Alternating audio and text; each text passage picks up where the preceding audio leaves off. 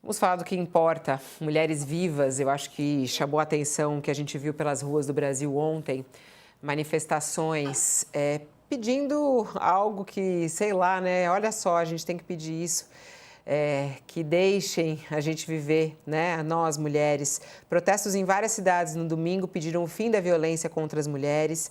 Em São Paulo, a manifestação do movimento Levante Mulheres Vivas foi na Avenida Paulista. Os atos foram convocados após uma sequência de crimes que ganharam repercussão nacional, com assassinatos em Brasília, São Paulo e Santa Catarina.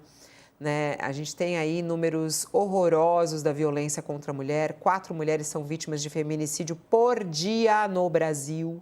4 mulheres são vítimas de feminicídio por dia no Brasil. Segundo o mapa da Segurança Pública, o país registrou no ano passado o maior número de casos de feminicídio na série histórica. E os casos de estupro também chegaram ao maior número em 5 anos. A gente teve aí várias manifestações em São Paulo, mais de 9.200 pessoas, segundo o monitoramento feito pela USP, e em alguns momentos chegou a 10 mil, no Rio de Janeiro também, em Porto Alegre também, entre outras capitais. E quem está conosco aqui para falar sobre isso é ela, Manuela Dávila, que a gente quer saber também, ela está com novidades aí na política e a gente quer conversar com ela. Ai, deu um probleminha na câmera dela? Então, enquanto isso, eu quero ouvir o Saca... Voltou? Voltou? Cadê você, Manu? Olá. Eu tô aqui, não tô? Tá aqui. Agora tá. Tinha dado um errozinho na sua câmera. Boa tarde, seja bem-vinda ao nosso All News. Boa tarde, Fabíola. Boa tarde, tudo bem? Na verdade, tem um tal de auto-tracking agora na câmera e o meu fundo estava se movendo e eu pensei, meu Deus, estou com labirintite ou tem alguma coisa acontecendo? E tinha alguma coisa acontecendo. Estou muito...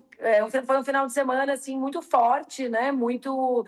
Não dá para dizer que é bonito, porque é uma coisa... É muito triste. O Sakamoto disse num texto, e eu estou plagiando ele já sem dar o crédito, já estou usando livremente por aí, que nós lutamos pela radical ideia de não morrermos, né? De estarmos vivas. Então, mais de 90 cidades no Brasil reuniram mulheres por essa radical ideia. Mas a gente sabe que o feminicídio é a última etapa de uma violência que acontece cotidianamente, às vezes discursivamente, às vezes no ambiente digital, muito no ambiente público. E quando acontece no ambiente público, essa violência acaba regrando, né? Acaba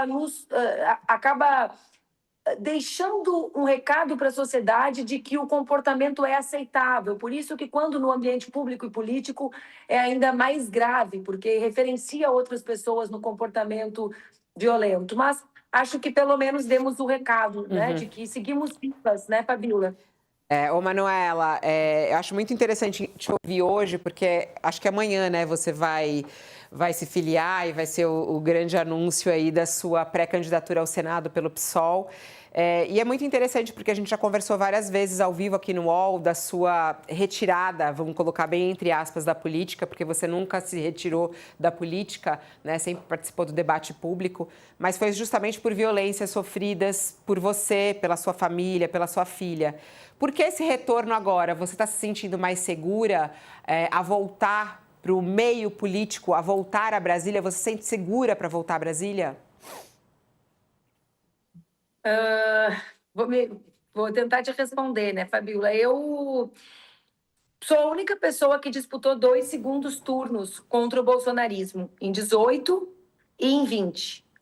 E nessas 2 eleições, que foram 4, né, porque primeiro e segundo turno, eu tive no epicentro do sistema de violência e desinformação deles. Eu sei que vocês se lembram. Num momento em que o Brasil ainda nem debatia violência política de gênero ou fake news, como nós convencionamos chamar. Eu sempre ocupei o espaço público, né? Eu fui parlamentar desde os 23 anos, com muita convicção de que era importante a minha presença ali. Mas eu também achei importante tornar público em 22, quando então eu não concorri, que a violência trazia impactos físicos, impactos emocionais, impactos em mim, que foram muito severos, e impactos nas pessoas que convivem comigo. Eu, por sorte, tenho uma família sorte, né? A gente usa essa expressão equivocadamente, mas assim, a minha família, o meu marido e os meus filhos sempre foram muitos meus parceiros, né? Nessa caminhada. Mas eu também achava que era importante dizer, naquele momento, que não é justo só exigir das pessoas e não me retirar para poder cuidar de mim e dessas pessoas. E foi o que eu fiz em 22.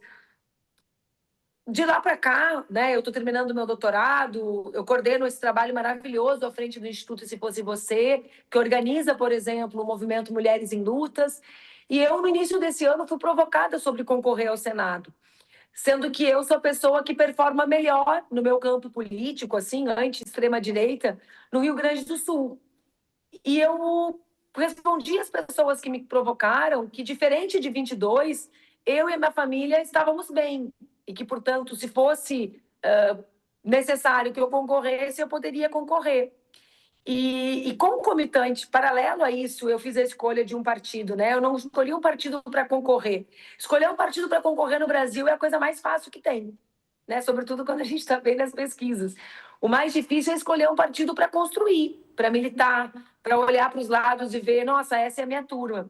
E claro que para mim foi muito difícil, eu militei 25 anos num único partido, o PCdoB, mas quando eu olho para os companheiros e para as companheiras do PSOL, né? Quando eu olho para as mulheres, sobretudo, que se organizam nesse partido, que se elegem nesse partido, eu penso que é um lugar das pessoas que continuam acreditando num outro futuro junto comigo e que continuam acreditando que a política não é né, um espaço de lutas e batalhas individuais, mas coletivas. Então, acabei falando muito, mas para contextualizar, né, Fabíola, porque sair é muito difícil. É muito difícil fazer os debates sobre a nossa saúde física e mental depois de sofrer violência, num país em que as pessoas sofrem tanta violência, né? Tem um grau de complexidade nisso.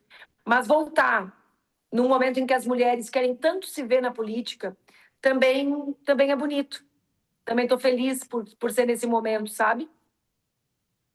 Agora, Manuela, essa volta traz reflexões, né? Não mudou muito o cenário desde que você decidiu dar esse tempo. O Brasil continua permeado de ódio, estamos agora assistindo a casos inacreditáveis de feminicídio, né? E houve essa manifestação, pouco mais de 9 mil pessoas ali na Avenida Paulista, e houve uma manifestação, nós até comentávamos na semana passada, relevante da parte do presidente Lula, até impulsionado ali por manifestações da Janja. Nós que já tivemos um presidente no Planalto que hostilizava mulheres, agora temos um que retoricamente está conscientizado, ou aparentemente conscientizado, da relevância de tratar desse problema, né? O que é que, a seu juízo, o Estado pode fazer, além do que já faz, além de manifestações retóricas do presidente, o que é importante, mas não parece ser o bastante. O que é que falta o Estado fazer no Brasil em relação a esse problema da agressão às mulheres? Josias, eu estava te ouvindo falar antes, eu gostei muito que tu deste nome aos bois, sabe? Porque a gente tem que falar também sobre o que os parlamentares produzem de nefasto no nosso país. Mas vamos lá. Eu fiquei satisfeita quando eu vi o presidente falar sobre o tema, mesmo que provocado pela primeira-dama, pela Janja. E eu gosto de conectar o que nós estamos vivendo com a onda de ódio discursivo que vivemos no momento passado. Sempre falo isso usando o meu próprio caso. Vê bem, o povo do meu estado, eu sou a mulher mais votada, entre homens e mulheres, a pessoa mais votada da história do Rio Grande do Sul em muitas eleições. E eles, nos últimos anos, foram submetidos a imagens minhas sem os olhos. Ou violentada, ensanguentada, assassinada. Será que não tem nada a ver isso com a explosão de feminicídios no meu estado?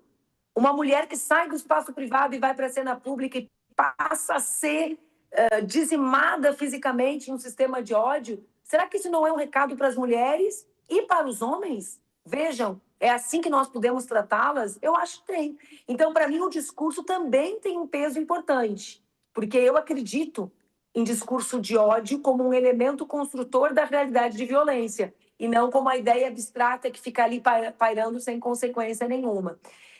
Tem dois tipos de medidas, Josias. De um lado, nós temos ainda os desdobramentos da Lei Maria da Penha. Quando a gente fala em Casa da Mulher Brasileira, equipamentos mais próximos dessas mulheres, vê bem, a Comissão de Enfrentamento aos Feminicídios fez um levantamento aqui no Rio Grande do Sul, que aquelas mulheres que foram barbaramente mortas no feriado de Páscoa teriam que andar pelo menos 80 quilômetros para serem acolhidas. Ora, ninguém anda 80 quilômetros com os filhos a tiracolo buscando socorro. Algo de errado há.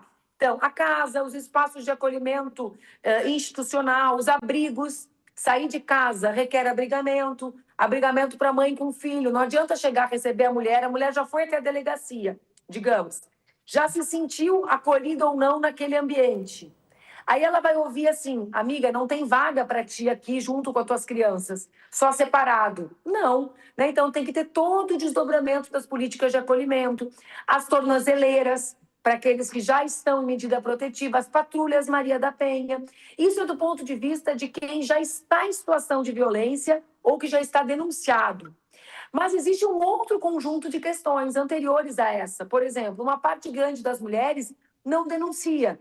Como que a gente estabelece campanhas de conscientização para essas mulheres?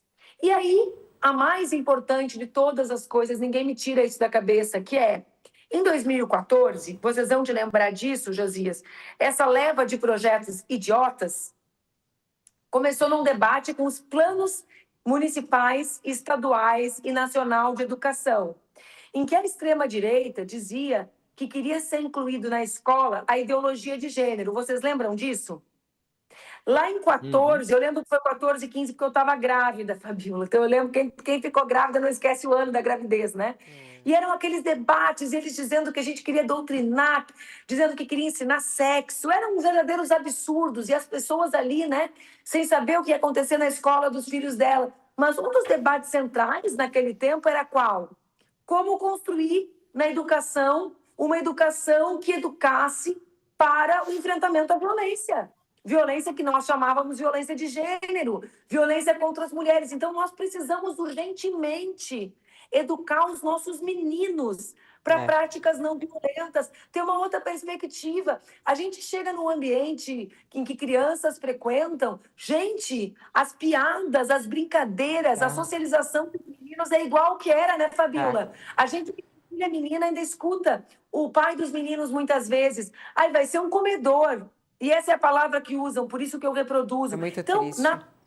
Não é muito triste? Então Não, a gente muito. precisa trabalhar com as nossas crianças. Ô, Manu, você tem que vir mais cedo, porque agora a gente é TV e a gente tem que entregar. A gente já atrasou, já tá tudo em... Ó, você sabe como é, porque você também é comunicadora, então só te digo isso. Desculpem. Um beijo. Até a próxima, Beijo. a gente volta a se falar. Tchau, tchau. Até Um tchau mais. coletivo Boa aqui. semana.